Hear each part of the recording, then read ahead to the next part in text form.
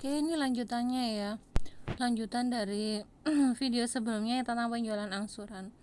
Penjualan angsuran aktiva tetap dengan menggunakan metode laba diakui proporsional dengan penerimaan kas dari pelunasan angsuran.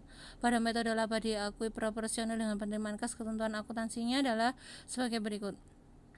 Laba penjualan yang merupakan selisih antara harga jual dengan harga pokok timbul pada saat transaksi penjualan dilakukan dimasukkan ke dalam rekening laba kotor belum direalisasi atau LKBD. Setiap akhir tahun perusahaan mengakui adanya laba kotor sebesar persentase laba kotor dikalikan jumlah kas yang diterima. Jumlah kas yang diterima ini tidak termasuk kas dari pendapatan bunga. Yang ketiga, persentase laba kotor dicatat dengan menggunakan rumus harga jual dikurangi harga pokok dibagi harga jual dikalikan 100%. Jumlah rupiah yang didapatkan dari perkalian antara persentase laba kotor dengan jumlah kas yang diterima merupakan laba kotor yang direalisasi atau LKD. Laba kotor yang direalisasi ini adalah digunakan untuk menyesuaikan LKBD, dan LKD ini adalah merupakan laba yang diakui pada laporan laba rugi untuk periode yang bersangkutan. Yang ketiga, pendapatan bunga dicatat dan diakui tersendiri di luar laba kotor yang direalisasi. LKBD yang belum disesuaikan dengan LKD akan disajikan di dalam neraca pada sebelah pasifa di bawah kelompok utang. Pada awal tahun 2020, PT King menjual 10 sepeda motor yang mempunyai harga pokok 12 juta dan dijual dengan harga 15 juta. Pembayaran pertama dilakukan secara tunai dengan uang muka pembayaran 3 juta dan sisanya diangsur 10 kali angsuran. Pembayaran dilakukan setiap 6 bulan sekali ditambah biaya bunga 10% per tahun dari saldo pokok angsuran. Angsuran pertama dilakukan 6 bulan setelah transaksi penjualan dilakukan. Jumlah pelunasan angsuran tidak termasuk pendapatan bunga. Berdasarkan data penjualan angsuran di atas, PT King dapat membuat jurnal dan perhitungannya sebagai berikut. Pada saat penjualan menerima uang muka sebesar 3 juta dan mencatat harga pokok serta mengakui adanya LKBD, harga jualnya 10 tadi kan 10 ya, sepeda motornya dikali 15 juta 150 juta, harga pokoknya 10 dikali 12 juta 120 juta. Nah, jurnalnya adalah kas yang diterima tadi dari DP ya 3 juta, piutang angsuran 147 juta. 147 juta dari mana? Dari harga jual dikurangi sama DP. 150 kurangi 3 juta. Pada sepeda motor 120 juta dari harga pokoknya, LKBD 30 juta. LKBD dari mana? Ketemu 30 juta. Ada yang tahu? Ntar ya, saya kecilkan dulu. Sama kayak yang tadi ya, dari harga jualnya dikurangi sama harga pokok, 150 kurangi 120. 1 Juli 2020, penerimaan angsuran pertama adalah 147 dibagi 10 yaitu 14,7 juta. Pendapatan bunganya sebesar 6/12 dikalikan 10% dikalikan 147 juta yaitu 7 juta 350. Jurnalnya kas 22 juta 50 ribu pada piutang angsuran 14 juta 700 pada pendapatan bunga 7 juta 350. Penyesuaian terhadap pendapatan bunga sebesar 6/12 kali 10% dikalikan 132 juta 300 ribu dari 147 juta dikurangi 14 juta 700 ketemu 6.615. Jurnalnya piutang bunga pada pendapatan bunga 6.615. Penyesuaian LKBD menjadi LKD dengan cara sebagai berikut. Persentase laba kotor yaitu 30 juta dibagi 150 juta.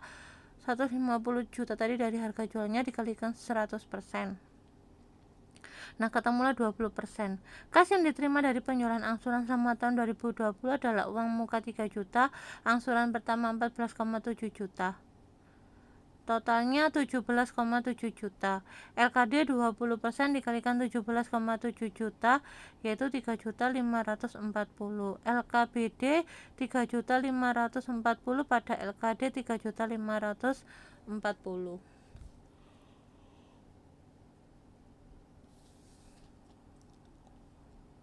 Membuat jurnal penutup. LKD 3.540, pendapatan bunga 13.965 pada rugi laba 17.505. Kegagalan pelunasan piutang angsuran aktiva tetap.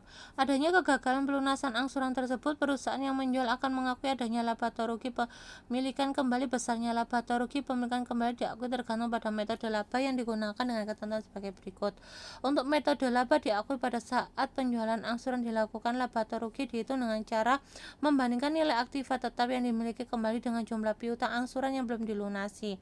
Untuk metode laba diakui proporsional dengan penerimaan kas, laba atau rugi dihitung dengan cara jumlah nilai aktiva tetap yang dimiliki ditambah pengurangan laba kotor yang belum direalisasi dibandingkan dengan jumlah piutang angsuran yang belum dilunasi. Contohnya, seorang pengusaha menjual secara angsuran aktiva tetap yang mempunyai harga pokok sebesar 20 juta dan dijual dengan harga 30 juta. Uang muka 5 juta dan sisanya dibayarkan secara cicilan. Secara angsuran ya maksudnya. Setelah membayar uang angsuran sebesar 10 juta, pembeli menyatakan tidak mampu lagi untuk melunasi sisa angsuran, dan akibatnya aktiva tetap tersebut ditarik oleh pengusaha dan pada saat dimiliki kembali adalah nilainya 13 juta.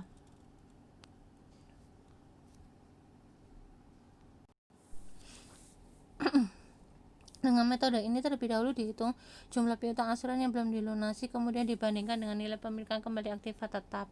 Jumlah piutang angsuran awal adalah 30 juta dikurangi 5 juta, yaitu 25 juta. Ini dari mana? Ini ada di soal semua ya. 30 juta harga jualnya, pokoknya 20 juta, uang mukanya 5 juta. Jumlah piutangnya adalah 25 juta. Jumlah angsuran yang telah dibayar udah dibayar sebesar 10 juta, jadi ada jumlah angsuran yang belum dibayar sebesar 15 juta. Nilai pemilikan kembali aktiva tetapnya 13 juta. Jadi rugi pemilikan kembalinya 2 juta. Jurnal yang dibuat oleh pengusaha adalah aktiva tetap 13 juta, rugi pemilikan kembali 2 juta, pada piutang angsuran 15 juta. Kenapa kok rugi? Karena seharusnya nilainya kan 15 juta kan, tapi nilai ketika penarikan kembalinya hanya 13 juta. Bila pembukaan menggunakan metode laba diakui secara proporsional dengan penerimaan kas, yaitu caranya 30 juta dikurangi 20 juta dibagi 30 juta harga jualnya dikalikan 100%, ketemu 33,33%. Ini dari gimana sih rumusnya? Harga jual 30 juta kan, dikurangi harga pokok 20 juta dibagi harga jual 30 juta dikalikan 100%, 33,33%. Jumlah angsuran yang belum dibayar adalah sebesar 15 juta.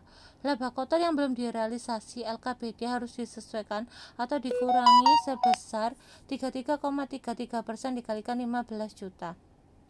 4.995.000.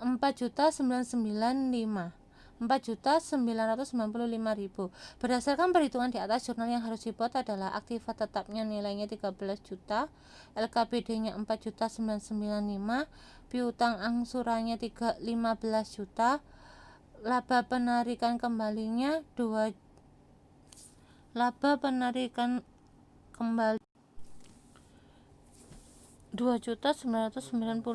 juta. Sekian dari saya, terima kasih. Assalamualaikum warahmatullahi wabarakatuh.